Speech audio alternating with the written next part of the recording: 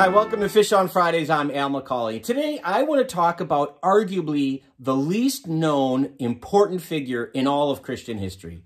And I'm talking about the great Saint Joseph, whose feast we remember every year on March 19th, and then again, Saint Joseph the Worker on May 1st.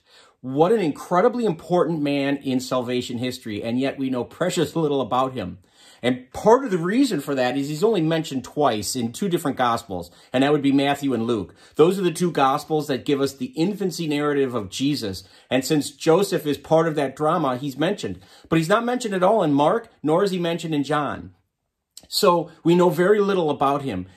Furthermore, what we do know about him from those Gospels is something we're told by the narrator of the story. We never hear a single word from Joseph's own mouth. He doesn't say a single word in all of the Gospels. So it's fascinating to think about this man, how important he is, and yet how little is known about him. What we do know about him, we can glean from the stories of the life of Jesus. Everything, like Mary, everything about Joseph is in relationship to his son, Jesus. And so, for instance, in Mark chapter 6, we hear that Jesus is a carpenter.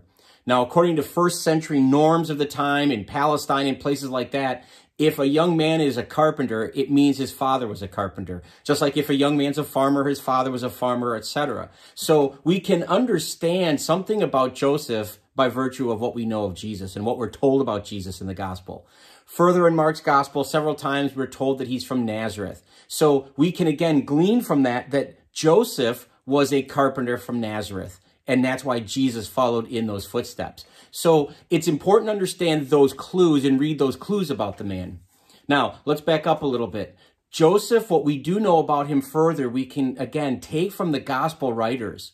For instance, 3 different times, angels appeared to him in a dream to explain what he should do in relationship to Jesus. We know about Mary from Luke chapter 1 that Mary conceived of Jesus, and, they weren't married yet. And so he was going to quietly divorce her. He could have had her sentenced to death. And yet we're told he was a righteous man. So we know something about him that way. But the fact that an angel appears to him in his sleep 3 different times, and the further fact that he reacts accordingly is really amazing when you think about it. So he is a man who's deeply spiritual, and he will listen to the voice of God through these angels. So if you look at art, religious art, particularly of the birth narrative of Jesus, stories of that nature in art, you see Joseph oftentimes asleep. And that's not because he's tired, although he could have been. It's really to tell us that that's when God spoke to him. The angel of God spoke to him when he was asleep in his dreams. Oftentimes we'll see him too when you won't see his face at all. You'll see his body, but his face is like away from the artist, so you don't even see any characteristics of him.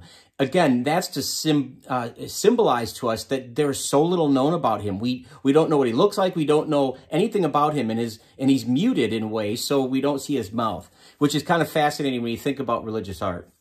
If I could give you 3 takeaways about Joseph, and believe me, I could talk about Joseph till the cows come home because there's a lot to say. But if I could give you 3 lessons, 3 abiding lessons about the man, it would be this. The first is he's a man of silence. That oftentimes in our society, I think sometimes we think about what we're going to say next as opposed to really listening to the other person and listening to the voice of God, to the will of God in our hearts and our minds. When we go to pray, is it just one way? Do we just speak, or do we ever take time to listen? And Joseph, in his silence, reminds us that silence is not a bad thing. In fact, silence is the first step toward prayer, real prayer, we're told. So that's the first man. He was a man of silence. The second thing is he was a man of action and trust. I would suggest to you that you could probably summarize the life of Joseph in 4 words, and that would be God spoke, Joseph acted. And he acted because he trusted God. He trusted in the word of God. Here's again, as I said before, here's a man who is deeply in touch with the spiritual nature of his faith, so that when he hears the voice of God in his dreams, through the angel's messages, he acts. He trusts in it wholeheartedly, to the point of becoming a refugee and leaving his own country. I tell you, that would be tough sledding for me if I was told to take your kids and leave and go to a different country when they were younger. But he's a man of great trust, which helps him to act. The third thing I would say, the abiding lesson from Joseph is that he is a man of example.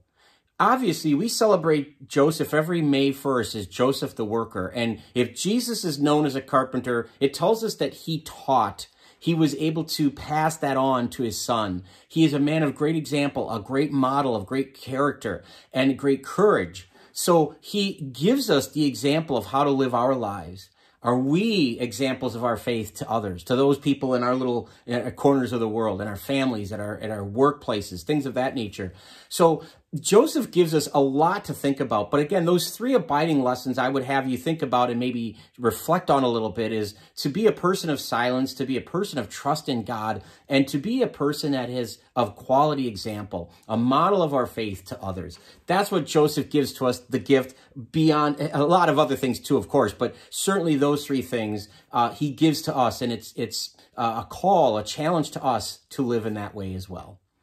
Thanks for watching. I hope this has been helpful. Maybe you want to share it with somebody named Joseph, if you love or know somebody with that name. But either way, we're glad that you tune in every Friday to Fish on Fridays, and hope you will continue to do so.